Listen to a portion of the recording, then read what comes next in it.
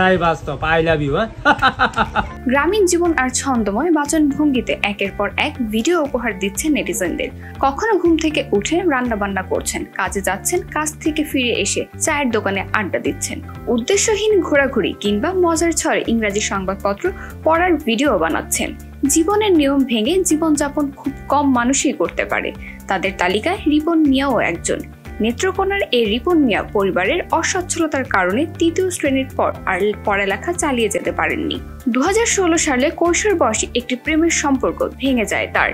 এরপর সে প্রেমিকাকে উদ্দেশ্য করে একটি ভিডিও করেন। বন্ধু তুমি একা হলে আমায় দিও ডাক, তোমার সাথে গল্প করব আমি সারা রাত। তারপর দ্য আজেরা লিমিটেড এর আমায় দিও কল গানের মধ্যে রিপন মিয়ার নাম উঠে আসে। গানটি ৫ বছর আগে ট্রেন্ডিং কাঁপিয়েছিল, যা এখন পর্যন্ত ৩০ মিলিয়নের ভিউ রয়েছে।